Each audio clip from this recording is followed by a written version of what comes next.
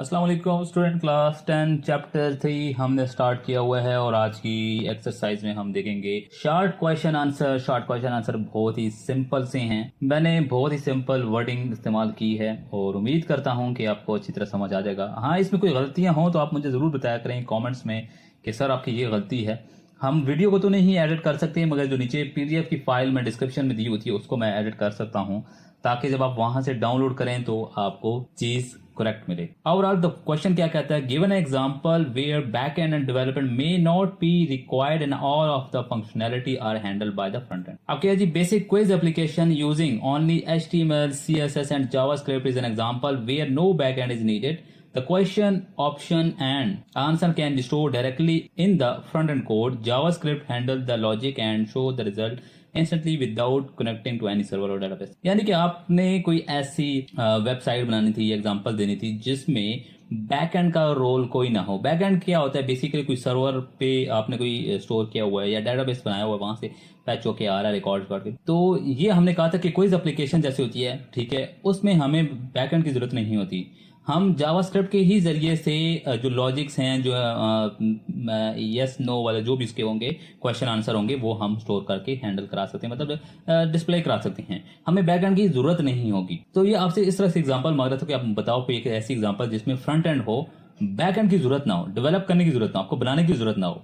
ठीक है, आप इसको और ज्यादा आप अपने अंदाज में लिख सकते हैं। कोई एप्लीकेशन हो गई, आप कैलकुलेटर हो सकता है।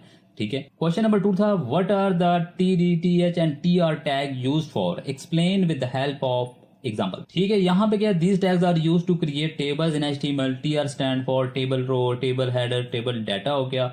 और हमने यहाँ पे क्या दे दिया, एक कोड लिख लिया, पीस ऑफ कोड लिख लिया, उसका कुछ आउटपुट है वो कुछ इस तरह से नजर आएगा। ये एक्सप्लेन करने की जरूरत तो नहीं है ना। उसके बाद क्वेश्चन नंबर 3 है find errors in the following code. ये है ए का कोड, ठीक है, ये है बी का कोड। आपने इस कोड में देखना है कि कहाँ पे गलती है और कहाँ पे गलती नहीं है, यानी कि गलती फाइंड करनी और उसको करेक्ट करना है। तो जो कोड है ए, ठीक है, पार्ट ए जो है क्वेश्चन 3 का, उसमें जो गलती है यहाँ पे लिखा हुआ है, देखो the array is written using round bracket. ठीक है जी, उसमें जो अरे लिखा हुआ है वो राउंड ब्रैकेट में लिखा हुआ है instead of using square bracket.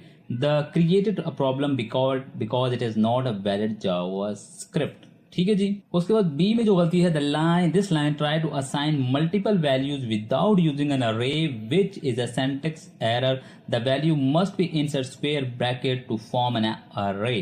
ठीक है, यहाँ पे देखो कोई भी हमारे पास वो नहीं लगी हुई, क्या कहते हैं, स्क्वायर ब्रैकेट नहीं लगी हुई, और हम क्या कर रहे हैं, एक वेरिएबल्स को यानी अरे को मल्टीपल वैल्यूज असाइन कर रहे हैं।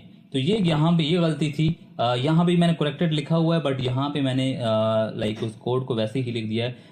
मैंने लाइक मेरे से गलती होगी, यहाँ पे ये चीज आपने चेंज करना है कि यहाँ पे स्क्वायर ब्रैकेट्स आएंगे। ठीक है, और यहाँ पे जो ए पार्ट है उसमें भी स्क्वायर ब्रैकेट है। मैं नीचे पीडीएफ की फाइल में दूंगा, उसमें ये ठीक होगा। जब मैं आपको ये पढ़ा रहा हूँ, समझा रहा हूँ, तो यहाँ पे गलती है। ये जो डिस्क्रिप्शन में आप डाउनलोड करेंगे उस फाइल में ये चेंज मैं करके दे दूंगा। तो यहाँ पे स्क्वायर ब्रैकेट्स की बात कर रहा था क्योंकि अब जो अरे है वो आपको पता है वो स्क्वायर ब्रैकेट्स में हम वैल्यूज एलिमेंट्स वगैरह स्टोर करते हैं। क्वेश्चन नंबर 4 है how is unit testing used when adding a function to an already written program. अभी क्या कहता है, unit testing used when adding a function to an already written programme.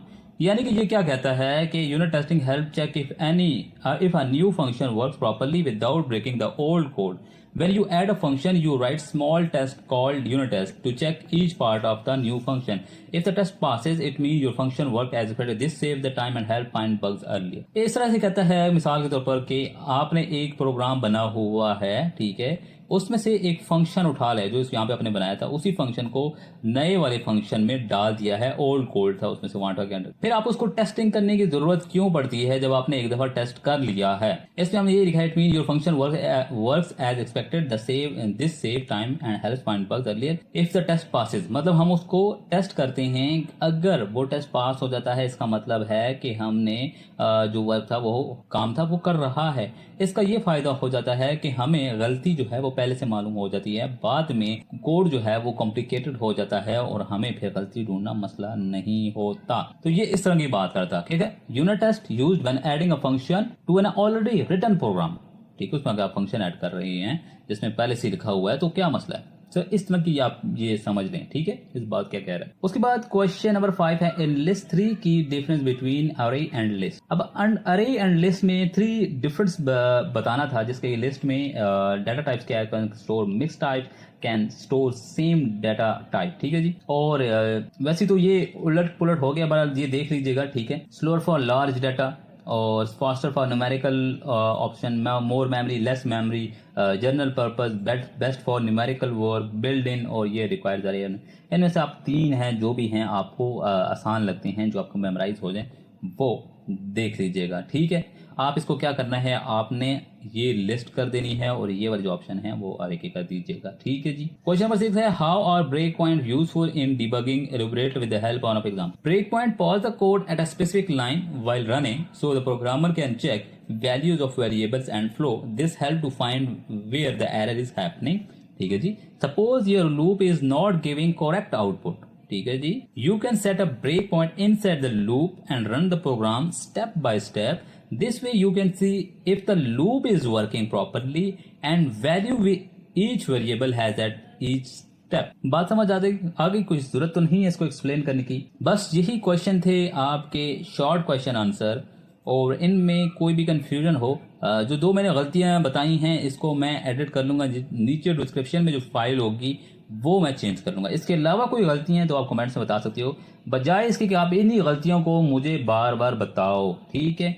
अक्सर मैं लोगों को देखा है कि यार वो बार बार रिपीट करते हैं, हालांकि मैंने वीडियो में बताया था कि भाई मैं इस चीज़ को चेंज कर दूंगा, क्योंकि गलती हो जाती है PDF फाइल बनाने में, और जब आप लिख रहे हो तो आपका इतना ध्यान नहीं रहता।